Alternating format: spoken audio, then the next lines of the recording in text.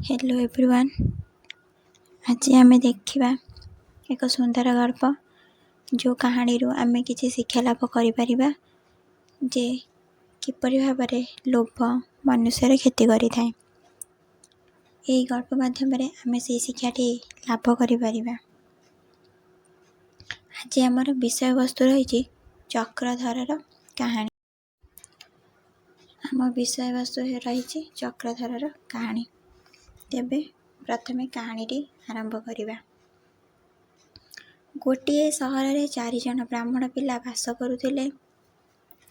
पिलाटी दिनरू सेमानक मध्यरे घनिष्ठ संपर्क थाए, किंतु सेमाने घोर दारिद्र्य मध्यरे कालातिपात करुथांती। दिने सेमाने चिंता कले कौन कले सेमाने अधिक अर्थ उपार्जन करि पारिबे, कारण धनहीन व्यक्ति को समाज सबु समय घृणा चक्षुरे ही देखि आसीछि। शेषरे 4 बंधु ठीक कले देश छाड़ी अन्य एक देश को चली जिवे।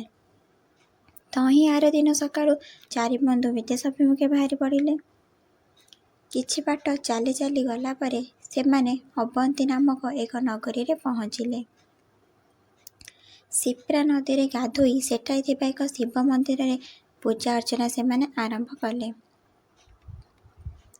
मंदिर फेरिबा परे सेमानकर एक सन्यासी सहित साक्षात हैला। सन्यासी को देखिबा मात्र के 4 बंधु तांको पाद तले लुटि पड़िले एवं ए विपदरू रक्षा करिबा पई नेहुरा हेले। सन्यासी सेमानक परिचय पचारिबा संगे संगे सेमानकर उद्देश्य संपर्क रे जानिबा पई मध्य इच्छा प्रकाश कले। सेमानकर आकुल प्रार्थना सन्यासी को हृदय तळराई देला। निजर ऐश्वरिक शक्ति बल सेमानकु से 4टी दीप दान कले एवं कहिले, तुमे माने समस्ते एही दीप जलाई हाथ में रखी हिमालय पर्वत आड़कू गमन कर। जेउठारे जा हाथरू एही दीप खसी पड़िब से स्थान खनन कले सेठारू प्रचुर धन पाइब। सन्यासी उपाय बताई देले सत, किंतु शेषरे लोभठारू दूरे रहबा पई सतर्क मध्य कराई देले।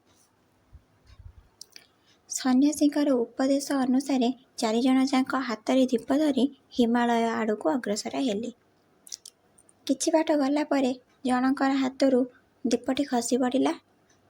से संगे संगे से स्थान खनन करिबारु सेठारू प्रचुर तंबा बाहरिला। से संगे संगे अन्य बंधु मानकु कहिला, भाई माने एठारू जेते तंबा बाहरिब समस्ते बांटी करी नेबा। एठारू जेते तंबा मिलिलानी सेतिरे आमर आउ चिंता करिबार नाही। किंतु अन्य 3 बंधु ता कथा प्रति सम्मति प्रदान न करिबारु आगु चलिले। प्रथम जनक किंतु आउ आगु न जाई तंबा तक नहीं ग्राम को फेरी चलिला। अन्य 3 बंधु आगु आगु अग्रसर हेउथांती। किछि बाट गला परे जनक हाथरू दीपटी पुणी खसी पड़िला। से संगे संगे से स्थानरू खोलिबा आरंभ करिदेला। किछि समय खोलिबा परे से स्थानरू प्रचुर रूपा पाइला। प्रथम जनक परे से मध्य अन्य 2 जन को बांटी करी नेबा पई कहिला, किंतु ता कथारे राजी न होई आगु चलिले। द्वितीय ब्राह्मण रूपा नहीं ग्राम को चलीगला। द्वितीय ब्राह्मण जीवा परे आउ 2 बंधु तांका लक्ष्य पूरण उद्देश्य रे चलिले। किछि दूर अतिक्रम कला परे तृतीय ब्राह्मणक हाथरू दीप खसी पड़िला। से स्थान खोलिबा मात्र के सेठारू प्रचुर सुना बाहरिला। तृतीय ब्राह्मण बंधु जन को कहिले, आउ आगु जा नहीं, जेती सुना मिलिलानी आमे सारा जीवन भोग गले मध्य सरिब नहीं। किंतु बंधु जनक अधिक धन प्राप्ति आशारे आगु जीवा पई बाहरिले। तृतीय बंधु जनक तांकर प्रचुर सुना नहीं बाटरे अपेक्षा कले। चतुर्थ जनक धन पाई आसिबा परे सांग होई जिबे बोली उभय मनस्थ कले। एहीपरि किछि बाट जिबा परे चतुर्थ व्यक्ति जनकु बहुत क्लांति लागिला। शोषरे तंटी सुखी जाउथाए। चारिआडे पानी खोजिले मध्य पानी टोपे मिलिला नहीं। किछि समय परे से एक अद्भुत मनुष्य को देखिबाकु पाइले।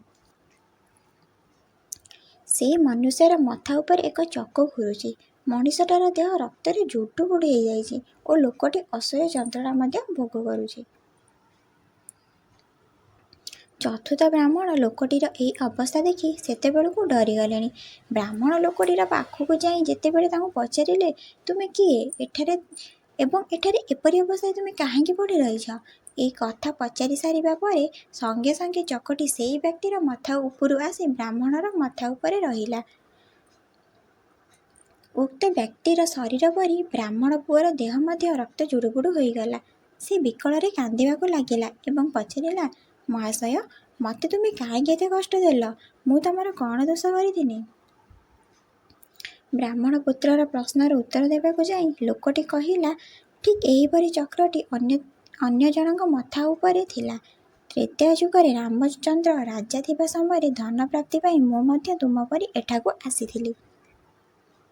ମୁଁ ଏଠାରେ ପହଞ୍ଚିବା ପରେ ସଙ୍ଗେ ସଙ୍ଗେ ଅନ୍ୟ ଜଣଙ୍କର ମୁଣ୍ଡରୁ ଏହି ଚକ୍ର ଆସି ମୋ ମୁଣ୍ଡ ଉପରେ ରହିଲା। ଅତ୍ୟନ୍ତ ଲୋଭର ବଶବର୍ତ୍ତୀ ହୋଇ ଯେଉଁମାନେ ଏଠାକୁ ଆସିଥାନ୍ତି ସେମାନଙ୍କର ଏହିପରି ପରିଣତି ଭୋଗ କରିବାକୁ ପଡ଼େ। ତୁମକୁ ବର୍ତ୍ତମାନ ସେହି ସମୟ ପର୍ଯ୍ୟନ୍ତ ଏଠାରେ ଅପେକ୍ଷା କରିବାକୁ ପଡ଼ିବ ଯେତେବେଳ ପର୍ଯ୍ୟନ୍ତ ଅନ୍ୟ ଏକ ଲୋଭୀ ଏହି ସ୍ଥାନକୁ ନ ଆସିଛି।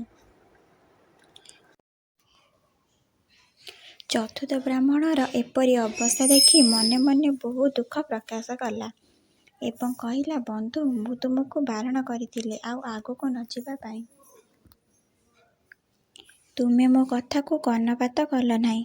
ରତ୍ନ ଲୋଭରେ ଆଗକୁ ଆସିବାରୁ ଏପରି ଦୁଃଖଦ ପରିଣତି ଭୋଗ କରିବାକୁ ପଡ଼ିଲା। ଲୋଭ ତଳକୁ ନେଇଯାଇଥାଏ ଏବଂ ଏହା କ୍ଷତି କରେ, କେବେ ମଧ୍ୟ ସୁଖ ପ୍ରଦାନ କରିନଥାଏ। ଆମେ ମରୀଚିକା ପଛରେ ଗୋଡ଼େଇ ଥାନ୍ତୁ ସତ, କିନ୍ତୁ କେବେ ବି ଶୋଷିଲା ବ୍ୟକ୍ତିକୁ ଜଳ ମିଳିନଥାଏ।